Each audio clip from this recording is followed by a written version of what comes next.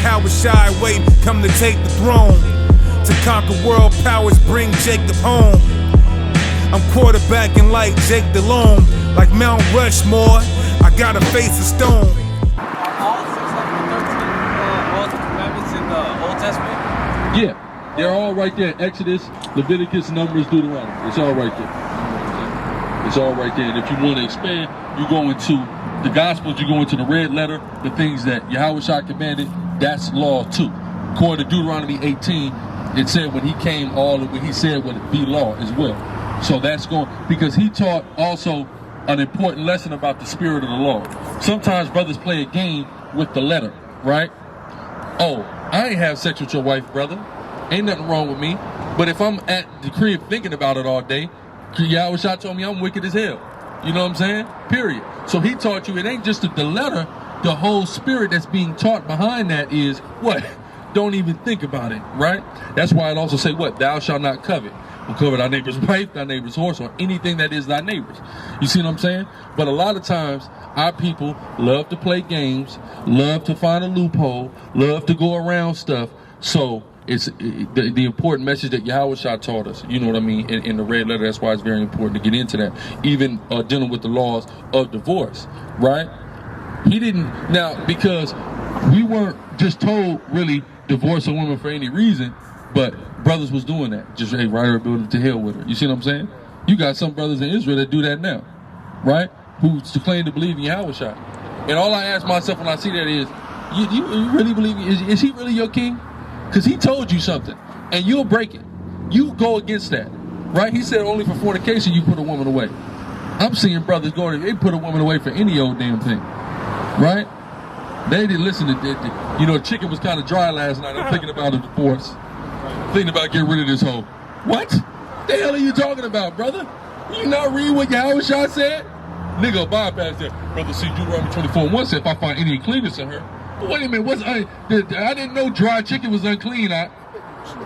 You see what I'm saying? She won't keep the commandments. All right, well, you know, a wicked woman is given to a wicked man, brother. I don't know what to tell you, brother. You done your fair share of wickedness, ain't you? It's called payback, right? And brothers be ready to just throw a woman away. I just heard a testimony.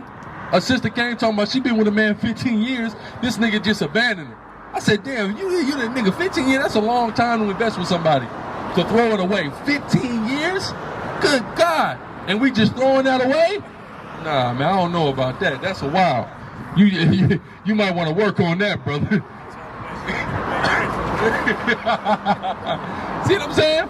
Our people are crazy. But it's important that we follow what Yahushua said. Because get Deuteronomy 18 and 18. Guys forget how qualified Yahushua is, man. Right? According to Torah. Go ahead. Deuteronomy 18 and 18. I will raise them up a prophet from among their brethren, like unto thee. And I will put my words in his mouth. And he shall speak unto them all that I shall command him. So when Yahushua came, he only spoke what the Most High commanded him. So that's what makes his words authoritative. And he even says it himself.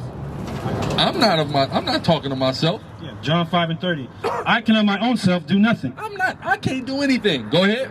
As I hear, I judge. As I hear, I judge. The Most High told me, this is how you judge, so I judge according to how he told me. I didn't make up my own judgment system. Go ahead. And my judgment is just, because I seek not my own will. My judgment is just, not because I judge according to the way I want things. Go ahead. But the will of my Father, which has sent me. Exactly. It's all about the will of the Most High. That's what Yahushua came to establish. So that's what makes his word in the red letter law. Because the Most High had already told us there's going to be this prophet. He's going to come and you better listen to him because I'm telling him what he's saying. Right. And then Yahushua told us, I'm telling you what the Most High said. I'm not giving you my own opinion of how I feel or anything like that. That's what makes him the righteous, the holy, the just, etc. Right? So it's important that we get into that red letter as well. So you got Exodus, Leviticus, Numbers, Deuteronomy, but then you also have the red letter, and all of that works cohesively to be the Torah, which simply means instructions. These are our instructions from the Most High, right? Any other questions on the floor? Go ahead, King. So when it comes to divorce and all that, like, because I talked to some brothers that they wife is not pleased to dwell, right? And they in some type of spiritual fornication. Does that apply too? Like, Spiritual fornication is not applicable, right? Give me what you got. Let's read that and then we're going to go to Corinthians. Get that first. So get Matthew first and then we're going to go to Corinthians. Go ahead. Matthew 5 and 20, in verse 32. But I say unto you, that whosoever shall put away his wife, save for the cause of fornication, causeth her to commit adultery. So you're causing her to commit adultery if you put her away for anything outside of fornication. Now, the interesting thing is, what is fornication? Unlawful sex act. So we're dealing with adultery. We're dealing with lesbianism. We're dealing with bestiality, things of that nature. You can put your wife away for any of those causes, right? And the reason that Yahweh Shai is saying this, ultimately, when you take a look at it, is all those things are punishable by death.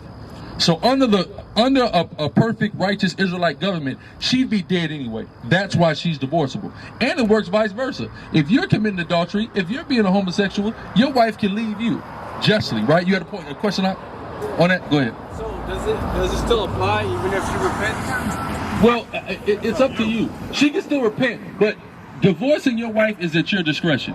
If she does something, if she commits some form of fornication, it's at your discretion to say, you know what? I'm divorcing you, or forgiving her. That's up to you, brother. See what I'm saying? The same way the Most High has that authority over Israel to forgive us, or to say, man, to hell with y'all. He forgave us plenty of times. When he got fed up, man, to hell with y'all. Go to Babylon.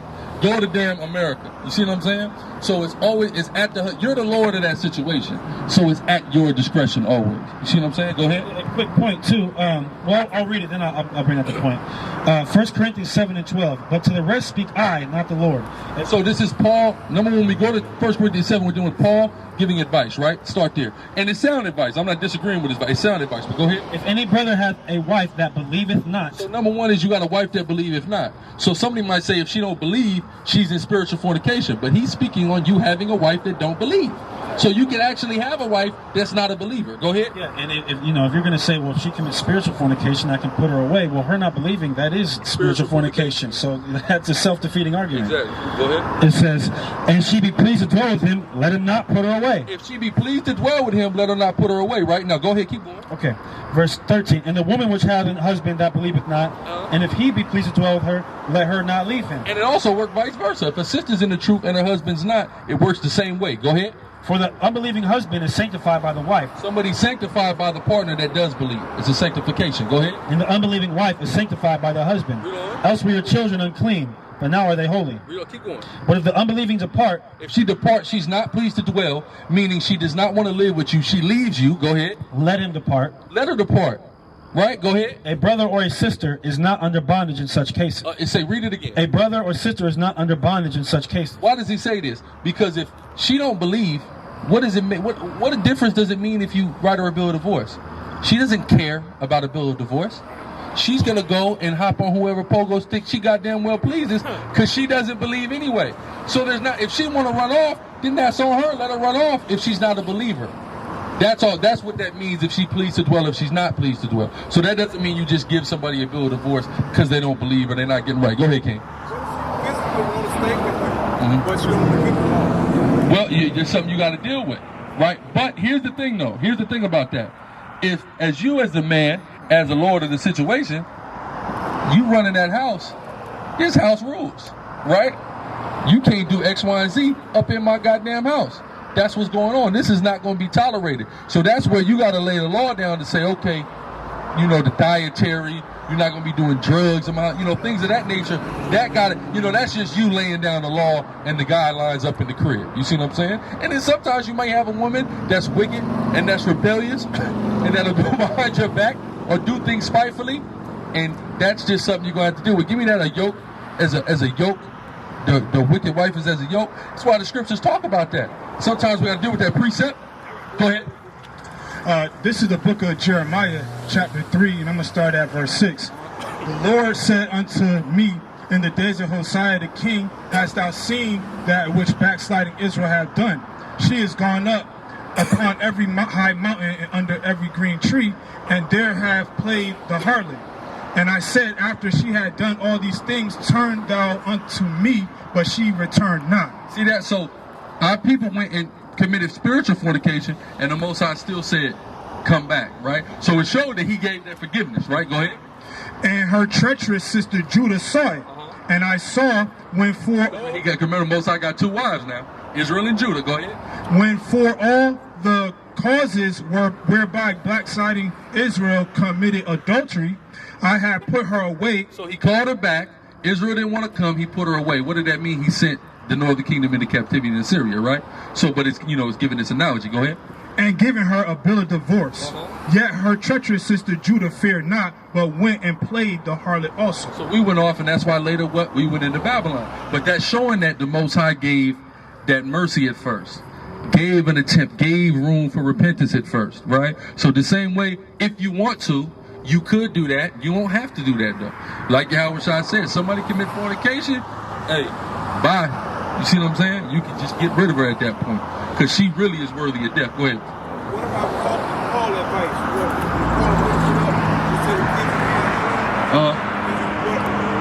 Well, if she wasn't sanctified by you, the kids would be unclean. So if one individual in the relationship is a believer, it sanctifies the whole union, is what he's saying. You see what I'm saying? But if you got two people that are unclean, and everybody unclean, kids, everybody unclean. You see what I'm saying? Go ahead. There's more. The point. The yoke. Sirach 26:7. An evil wife is a yoke shaken to and fro. An evil wife is a yoke shaken to and fro. So if you got an evil wife and you trying to keep the commandments and she's not, she can turn into a damn yoke. Like Esau put a yoke on your neck and it just ripping you around the damn place. You see what I'm saying? That's how it can be. But it's something that we got to deal with. This is really, you got to understand, really it's a part of our punishment, to be quite frank with you. Dealing with wicked, out of order women, it's a part of the punishment. We done been so wicked over all these years. And you got to understand the lesson. I remember I learned this, man, I'm talking about years ago, man. Years ago I learned, I was dealing with, man, a woman just demonic. And I had try to get away, man, and I had opened the scriptures, and I was reading the scripture about the Most High dealing with Israel and likening it unto his wife. And I said, damn, man, like, I get it. At that moment, I really got it. I understood that the Most High is teaching you a lesson through this demonic woman sometimes, and that's, we're feeling his pain. He's trying to teach us, like, this is how I feel. You know what I mean? When y'all don't get right, when y'all want to be wicked and all that, this is exactly how I feel. You know what I mean? And it's like the worst feeling to have this situation going on. You know what I mean? And that's how the Most High feel. He's like, damn, I'm mad as hell, bro. Why you think I done let all this stuff happen to y'all, man? I'm mad as hell. You ever been like, you know what, this woman, I'm putting her ass out. You see what I'm saying? Right? Because, you know, we not staying on nobody, you know, female couch, nothing like that. Listen, your ass got to go. Damn that. Or you might, you know, you say, you know what, stay there, I'm out. I'm getting a hotel. I'm going to my boy's house.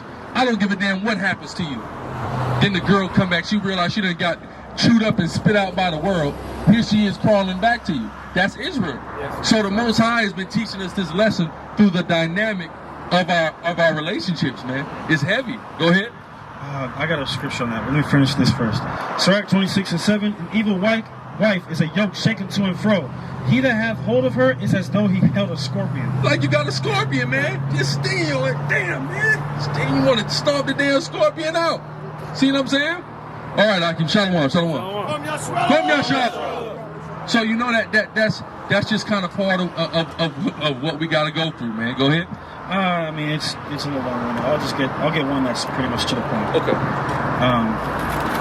Hosea 3:1. Then said the Lord unto me, go yet love a woman beloved of her friends, yet an adulteress, according to the love of the Lord toward the children of Israel. He said, go love a hoe that's running around, because this is how I love you. Yeah. I've got this undying, unconditional love for you, but you're a hoe. Right. Israel is like goddamn superhead or something, man. Right? Just a hoe. But somebody loves her, though. You see what I'm saying? What was the damn hoe who was married to a Cool G Rap? Nigga just loved her, though. You know what I mean? She effing every damn body. He's just still married to the girl. Yeah. See what I'm saying? Just for some reason, right? Imagine telling a woman who's a hoe, listen, no matter what you do, I'm still going to... Well, Lil Wayne did it. You never heard the song Prostitute Flames? I don't care if you was a prostitute. Every man that you ever knew. Right? Song's about Superhead. Right? It is about Superhead. What was I thinking? It's about Superhead.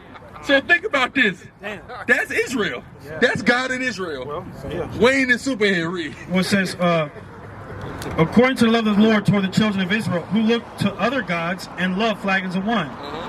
Now let me get Ezekiel 16. Where's it at? Okay.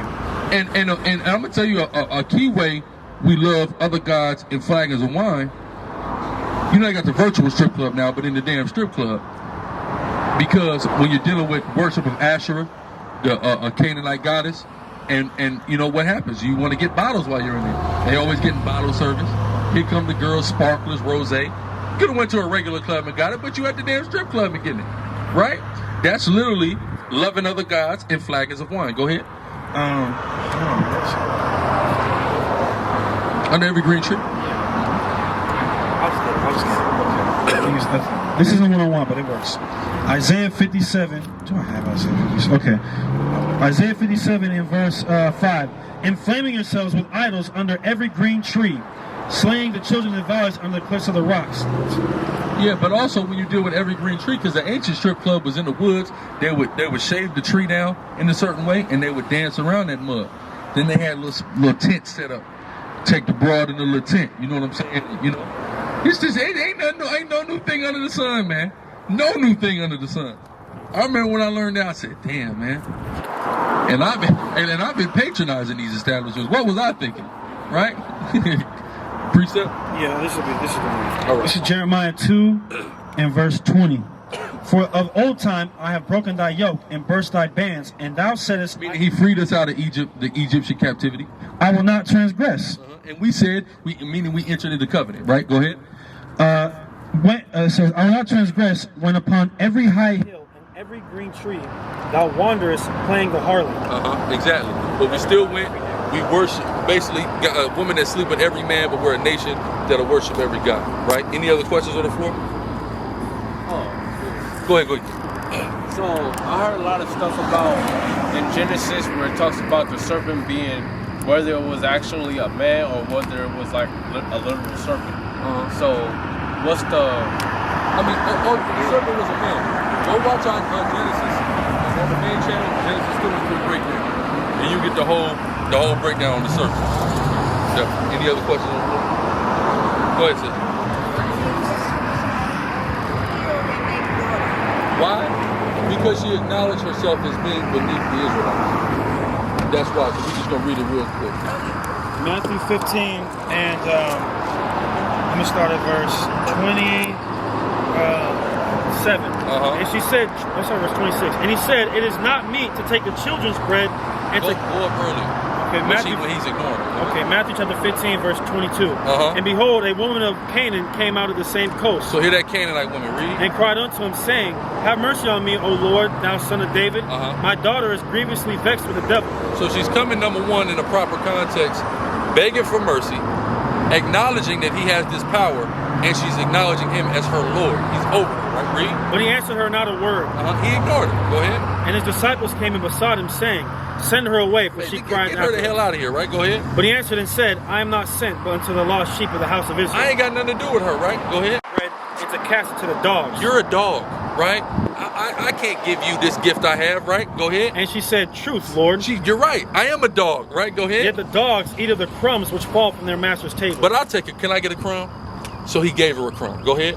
Then Jesus, Yahushua answered and said unto her, O woman, great is thy faith, be it unto thee even as thou wilt. See that? All right, you can get a crumb because you understand and you acknowledge that you're beneath us, and I'm the king of this damn world. You see what I'm saying? So, you know, so he just did it off of that. You know what I mean? And then ultimately, because after we have our kingdom established, we're going to heal the nations anyway. You see what I'm saying? But it's just not that time now. But he did that because, of course, again, she just acknowledged that she beneath us. You know? Any other questions, sis? All right. With that, we're going to give all praise, honor, and glory to Yahweh, Ba'ashem Yahushai, and say shalom. Shalom. Sicarii.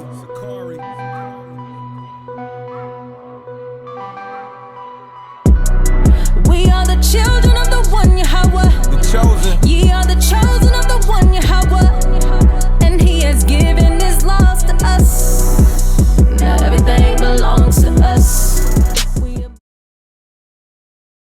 Shalom, what's going on? It's your brother, Chief Priest Allah Lawyer, aka the Gorilla Hebrew, And I'm just letting y'all know I just dropped my official clothing line, Urban Gorilla. Go to urbangorilla.com right now to check us out, man, and pick something up. That's URBNGRLA.com. We got all kind of items for men, women, children, even infants, as well as fragrance, oil, smell goods. You can also check out Hebrew Israelite Clothing Co., another SICARRI business, on Instagram and Facebook. And as always, you can hit up DeaconSICARRI.com to get your plug on the scarves, the music, and the children's Bibles. Thanks for your time. All praise to the Most High. Kwam Yasharala. Shalom.